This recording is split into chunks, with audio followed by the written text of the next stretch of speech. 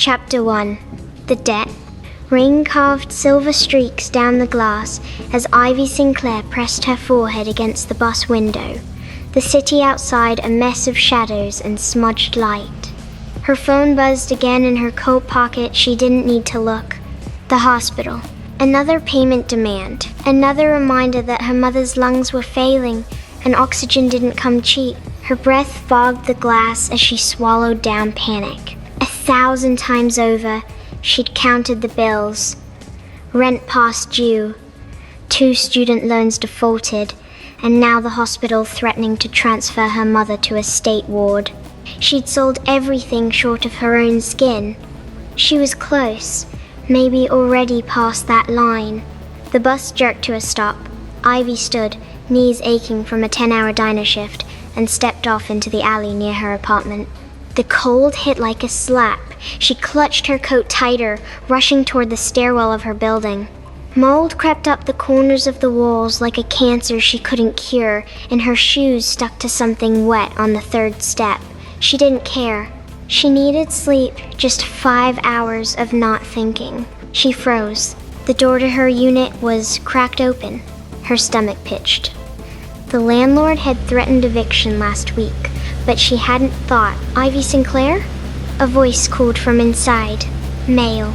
Low. Controlled. She didn't move. Who's asking? A figure stepped into the weak hallway light. He wore a dark trench, black gloves, and something about him radiated control, the kind that made your gut knot before your brain caught up. I'm here with an offer. She didn't answer. She didn't run. She just waited. Because she had nothing else to do but fall. I'm not armed, he added, as though that meant anything. I represent a private client. He pays well, in exchange for discretion. What kind of offer? Her voice cracked. Not from fear, from fatigue. She was too tired for fear. His smile didn't reach his eyes. Womb for hire. You'd be compensated significantly. Her stomach turned, bile rising. You mean a surrogacy? A custom arrangement. Exclusive. You'll be moved to a private residence. Medical taken care of. Your mother's treatment handled in full. He held out a file. She didn't take it.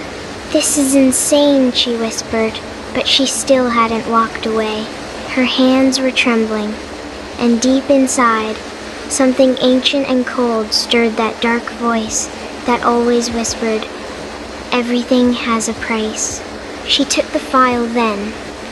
Her name was already on the top. Ivy Sinclair, born June 3, AB negative. How do you know my blood type? He didn't answer. Who is he? She asked. The client.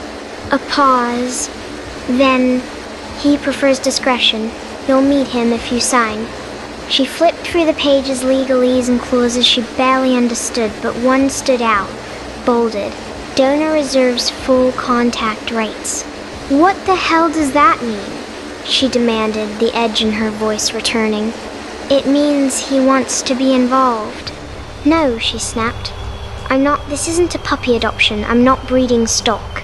You don't have to decide now, the man said smoothly, placing a card on her table. But the offer stands until midnight tomorrow. After that, it goes to the next candidate. He walked out without another word. Ivy stared at the folder, hands clenched. She looked down the hall toward her mother's photo on the counter frail, hooked to tubes, smiling like she had something worth holding on to. This was blood money, and her body was the currency. She didn't sleep. She stared at the ceiling as shadows danced across peeling plaster. The city outside moaned and rumbled. Her phone buzzed every hour past due. Final notice. Prepare for collection. At 11:59 the next night, she called the number on the card. Yes, Miss Sinclair, we've been expecting you. The building was glass and metal, sleek like a blade. The receptionist had eyes like a doll, pretty, empty, and precise. She took Ivy's coat, guiding her through a polished corridor to a conference room that felt colder than any hospital she'd ever known. A man was waiting. Tall, dark suit, hands folded in front of him. He didn't rise when she entered. He didn't even blink, just watched her with a gaze that sliced. Dorian Vale. She knew instinctively it was him. He looked older than she'd expected, mid-40s, maybe older, but time clung to him in a way that made age seem irrelevant. His eyes were glacial gray, his jaw sharp, but it was the way he stared, like he already owned her bones, that made her breath catch. "You're Ivy," he said finally. His voice was smoke, calm, lethal. "You're the client."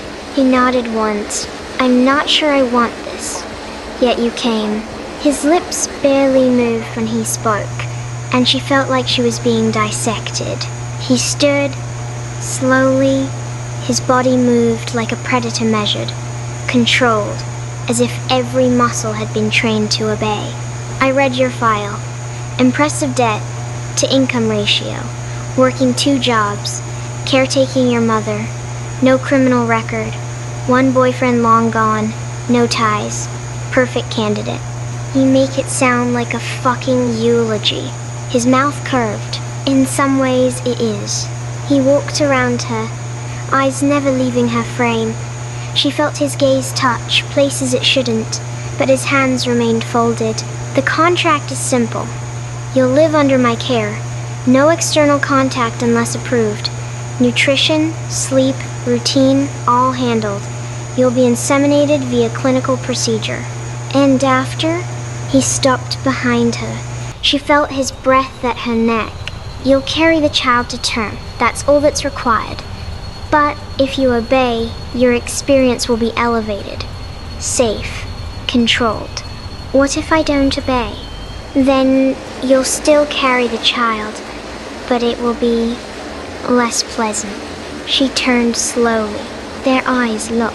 "I want 50,000 up front. And my mother. Full coverage, private room, best equipment." "Done," he said instantly, just like that. "And no touching," she added. He tilted his head. "No unnecessary touching. You have no rights to me.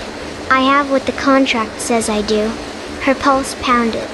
She was drowning, and he was offering air laced with arsenic. "Fine," she whispered. "I'll sign." The ink dried quickly. Her blood turned colder. He didn't touch her. Not yet. But he leaned in, close enough for her to feel the heat of him. "You're mine now, Ivy. Until the child is born." She didn't respond, but she didn't walk away either.